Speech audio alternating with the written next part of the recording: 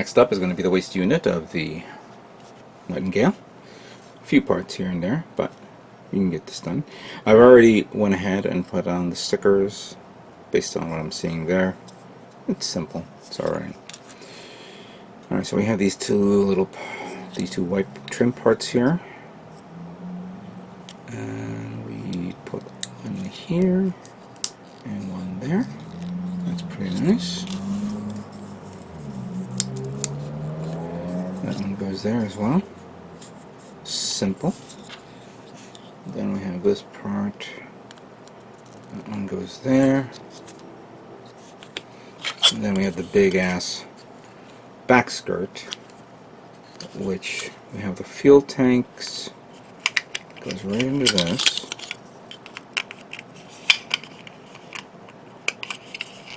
Some pretty good detail on the fuel tanks. And then we have the like a landing skirt type thing, which can be either put in like this, but I'm assuming you could either do it this way. Oh, you have to do it this way because the fact that this kit is so low to the ground. In the instructions, you put it the other way around because you'll have the CS armor.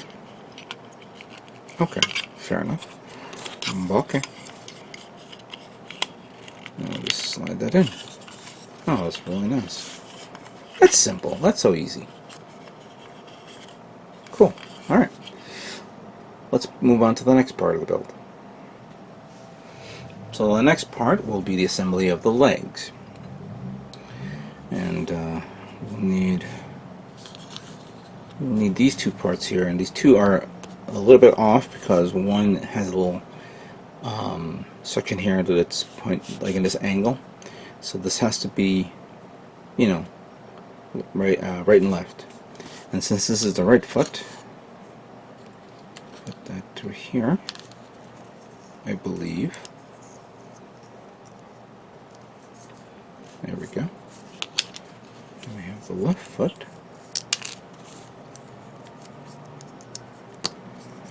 There we go. That's it. That's simple. Simple enough. Then we have the part of the leg, which has to be facing like this. Now I gotta see the orientation on this. Hold on.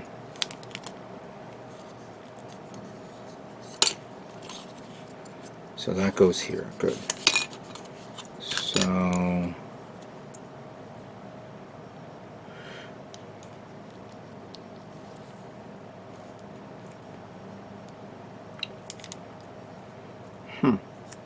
is it the other way around?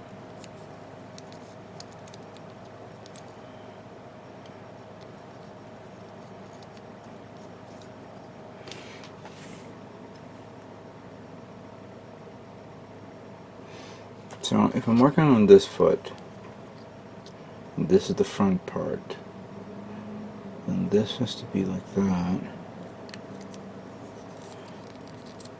and there's a hole there. Okay. Then you put these two like that.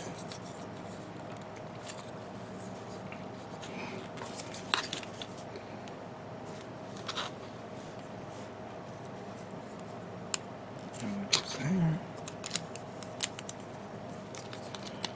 And that seals it up. And that goes here.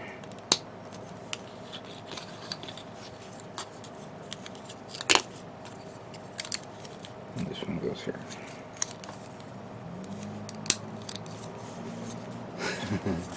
Very, very stubby legs. Obviously it would be taller if you had the other inner frame part. But that's cool.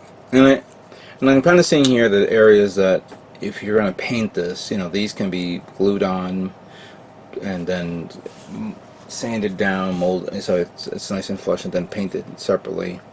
So you got no problem there. I don't know what other detail was under this. I never built the RE version. Be nice to see a high grade version of this, because then that will be nice. But that's my thought. All right, this is complete. Let's now move on to the next part of the build. Next up is going to be the head unit of the Nightingale. This one has some really cool detail here. Plus there's one small part, and that's this one, the actual mono eye. So be very careful. I almost lost this. So I'll just get that ball in there. So it looks like that. That's cool. No sticker. That's good to see that there's no sticker for that. And for this, we'll need this part here, followed by this, which I think you need to put these on first. There we go.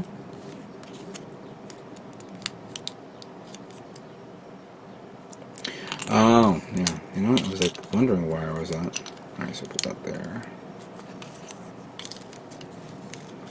Give me that. Good.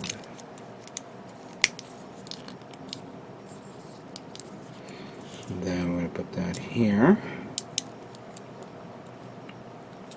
Which does have the gimmick of turning left and right. That's cool.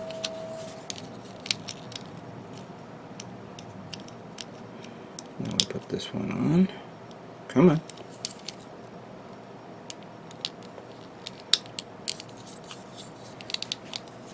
Neat. Then we have the two little fins here.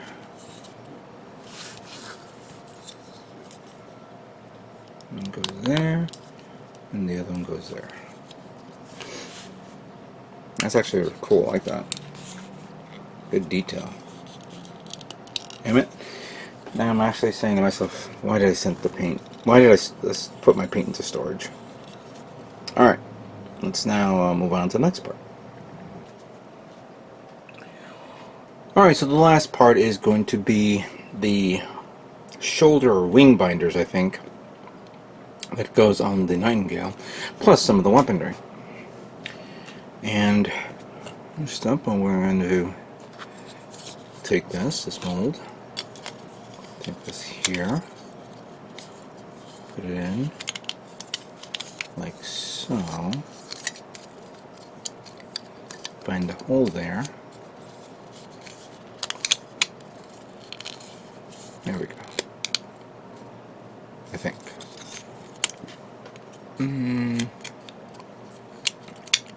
Okay, now, no.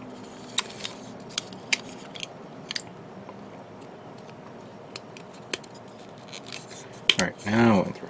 Good, yeah, because there's an alignment there. And then we have these as well. Good detail on this one. And good luck painting all this.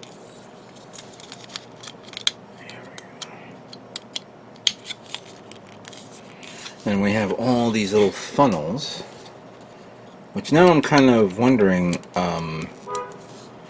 did Bandai ever release a, what do you call it? An expansion set or a effect part set where you can have all the funnels fly out? Because I don't see this in this kit, or maybe I remember seeing it. I don't remember. Probably somebody's gonna tell me there is and show me it later on. And this is actually pretty simple to put on.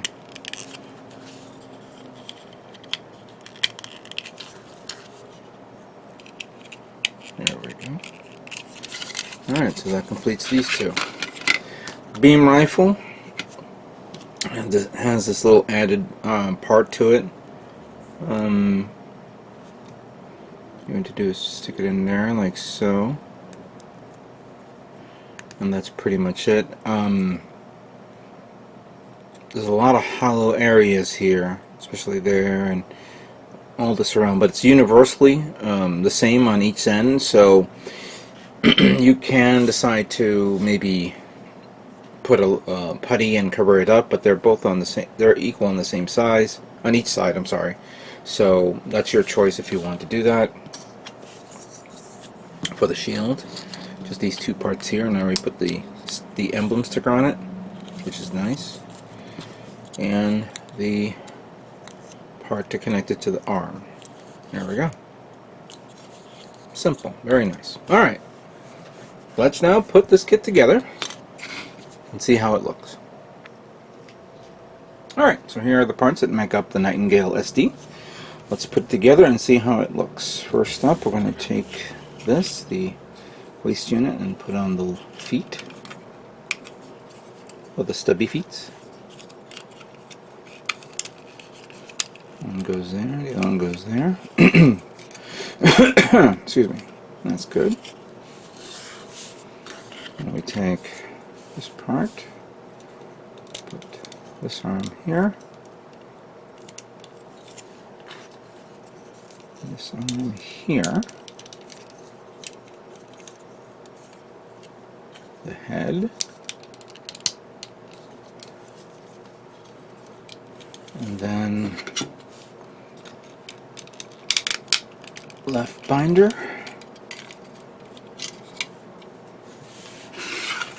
and right binder.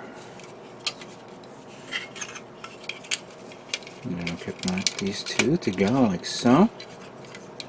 That's really nice. And then we're going to put the shield here for this. And then the beam rifle for this. Ah!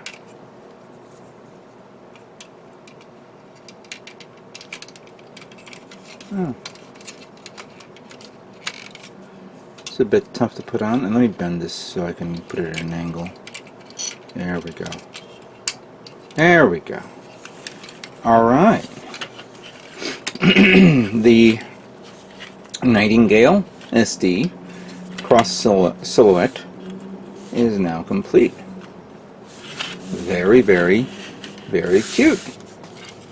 Very neat.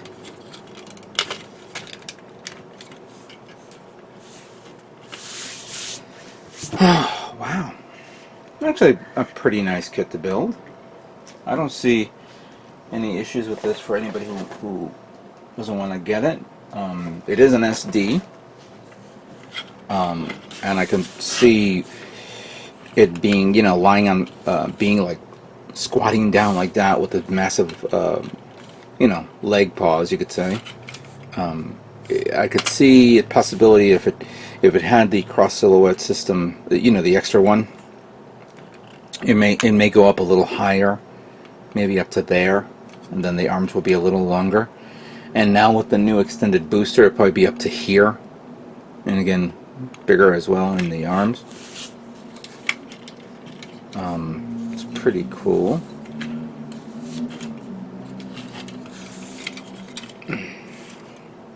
This area here is really good detail, and I can see some possibilities of painting it and whatnot, putting more detail on that here and there. I kind of like what they did with this one. And this has a hole there so you can actually put it on the base stand, which I'm sorry I don't have one available for me to put up and try out. Yeah, I see many possibilities here for customization if anybody's planning to decide to use this for a custom build. Now that Bandai has announced that they're going to have a separate category for SD competition, along with GBWC. That's great, because I would like to see more customization builds using SD kits. There are a ton of people out there who do amazing work on it, and using this as a base or something else, or merge it with another kit, is even better. So I'd like to thank Gundam Planet for having this. This is a really cool kit at a decent price. So if you head on over to Gundam Planet, get your hands on this. It's really nice, and it's fun to build. It's easy. It's a great starter kit for anyone who wants to just start building kits, or if you have children who want to build something new or different. This is cool. This is a really neat little mechy thing for them to build. So with that being said, I'd like to thank you guys all for watching me assemble the SD Cross Silhouette Nightingale. And what can I say but stay tuned for more Gundam models yet to come. You guys all have a great